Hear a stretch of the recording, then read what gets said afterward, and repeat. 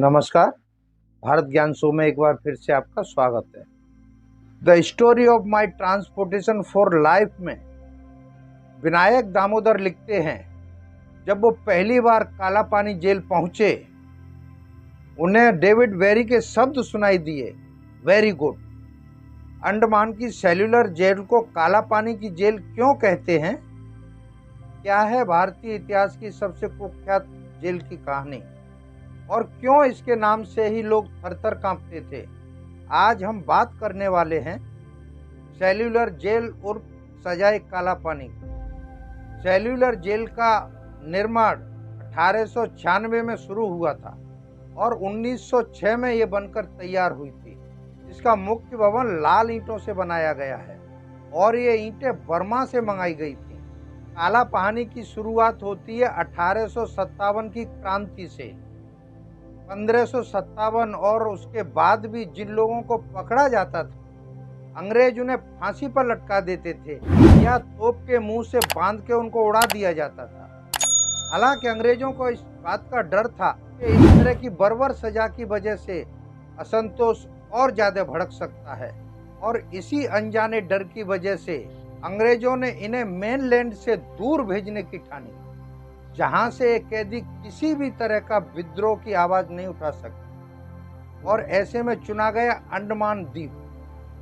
कैदियों को अंडमान द्वीप भेजने के दौरान समुद्र से यात्रा करनी पड़ती थी। उस दौर में हिंदुओं में एक प्रथा थी कि अगर कोई समुद्र की यात्रा कर ले तो उसका धर्म भ्रष्ट हो जाता था, उसको जाति बिरादरी से बाहर निकाल देते थे। इसीलिए समुद्र के पानी को काला पानी कहते थे, और इसी कारण अंडमान की कैद को एक नया नाम मिला, सजाए काला पानी।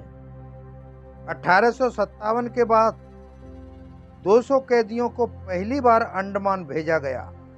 इसके बाद 1868 में 700 कैदी कराची से भेजे गए। शुरुआत में इन लोगों को एक घरनुमा जेल में रखा जाता था।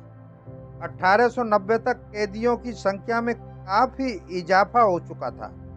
हालांकि तब अंडमान की जेल की वो सूरत नहीं थी जो बाद में जाकर बनी।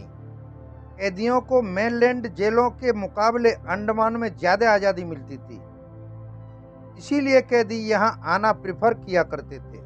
1890 में 2 अंग्रेज अधिकारियों को इस बात में दिक्कत दिखाई देनी शुरू हुई। उन्होंने कहा, जेल के नाम पर आज़ादी, ये कैसे? चार्ल्स लायल और एएस लेवरिथ, इन दोनों ने एक रिपोर्ट बनाकर सरकार के सामने पेश की, जिसमें एक नई जेल बनाने की मांग रखी गई थी, और साथ में ये सुझाव भी दिया कि यहाँ आने वालों के लिए कठिन वातावरण होना चाहिए। सरकार की मंजूरी के बाद 1896 में नई जेल का काम शुरू हो गया। इसके लिए बर्मा से ईंटें मंगाई गईं और मजदूरी के लिए उन्हीं कैदियों का इस्तेमाल किया गया जो आगे चलकर इसमें रहने वाले थे। इस जेल का आकार भी अपने आप में काफी अनूठा था, और इस आकार के पीछे एक दिलचस्प कहानी है। दरअसल 19वीं सदी में ब्रिटेन में एक बड़े दार्शनिक हुए जिनका नाम था जेरेमी बेथम।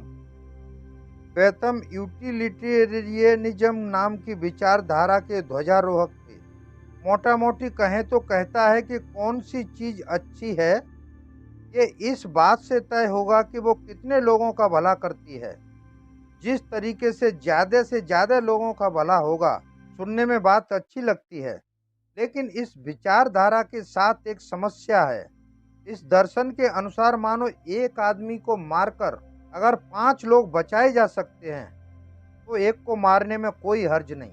तो बेथम साहब ने इसी दर्शन के आधार पर बताना शुरू किया कि समाज का भला कैसे हो सकता है। लेकिन पता नहीं क्यों सबसे पहली उनकी नज़र जेलों पर गई। उन्होंने कहा, जेलों की बनावट में एक दिक्कत है। जेल में जितने कैदी होते हैं उसी अनुपात में सरकार को गार्ड भी रखने पड़ते हैं, जिससे सरकार का पैसा और समय दोनों बर्बाद होता है। इसलिए जेलों का आकार बदल देना चाहिए। बेथम ने जेल के आकार के लिए गवर्नमेंट को एक नया सुझाव दिया, जिसे उन्होंने पेनाप्टकॉन का नाम दिया। ये डिजाइन कुछ ऐसा था कि पूरी की पूरी जेल पर सिर्फ एक गार्ड नजर रख सकता था।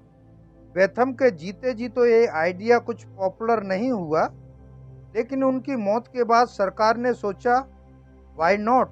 फिर अंडमान में पेनाप्टिकॉन डिजाइन के हिसाब से जेल बनाई गई। इस डिजाइन को ऐसे समझिए, एक साइकिल के पहिए की कल्पना कीजिए, बीच में एक डंडा और उसमें से निकली हुई चारों तरफ तीलियां। अंडमान की जेल के बीचों बीच एक बड़ा टावर बनाया गया। टावर के ऊपर एक गार्ड को खड़े होने की जगह होती थी और साथ में एक घंटा लगा रहता था, ताकि कोई गड़बड़ी हो तो घंटे की आवाज सुनकर सभी चौकन्ने हो जाएं। इस टावर से बाहर की ओर तिल्लियों के आकार में 7 टावर बने थे और एक टावर को एक विंग कहते थे, जिसका एक कमरा 14.8 बाई 8.9 फुट का आकार का था। पूरी जेल में ऐसे 696 कमरे थे और इसी सेल्स के कारण इस जेल को सेल्यूलर जेल का नाम मिला।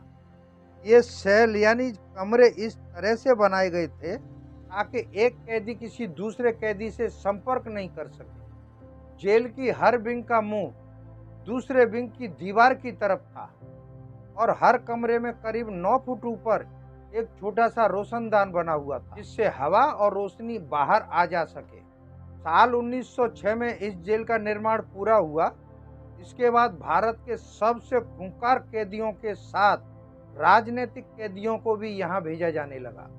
जेल में कैदियों के साथ व्यवहार कैसा होता था, काला पानी जेल में कैसी कैसी दर्दनाक यातनाएं दी जाती थी, अगर आप जानना चाहते हैं तो कमेंट्स में जरूर लिखें। मैं एक वीडियो के माध्यम से इस जेल के नरकीय जीवन की पूरी कहानी में बताऊंगा। मेरी वीडियो कैसी लगी ये कमेंट करके बताइए, और मेरी वीडियो अच्छी लगी तो एक लाइक ज़रूर करें। इस वीडियो में बस इतना ही। मेरी वीडियो अच्छी लगी हो तो लाइक कमेंट शेयर करें और सब्सक्राइब करना न भूलें। Thank you for watching my video. जय हिंद, वंदे मातरम।